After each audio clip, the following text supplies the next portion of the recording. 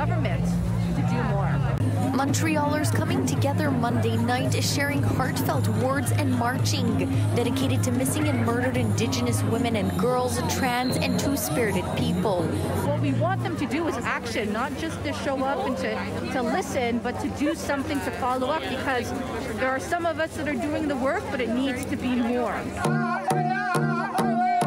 The Native Women's Shelter of Montreal and the Ishaway Project partnered to bring back this awareness vigil that had been on hiatus for 4 years.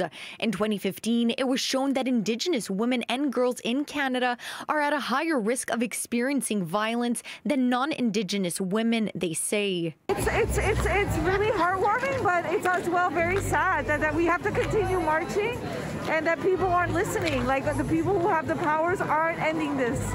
So I really do hope that things change.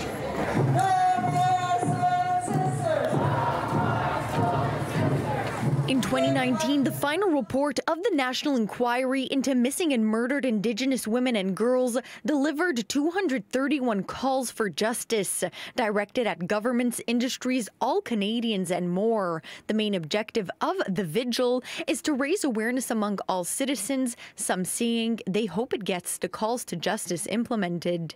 So I'm fighting for the ones that are murdered or missing, and I'm fighting for the ones who are scared to come out. I think it's important to show up here today as also as white settlers, because we have a responsibility with what's happening with the Indigenous women, two-spirited and girls. And it's the least that we can do here, show us, but also commit to the calls of actions. It can't just be one Indigenous organization that's doing the work, or many. It's got to be everyone. It's an institutional issue. In Montreal, Pamela Pagano, City News. Next on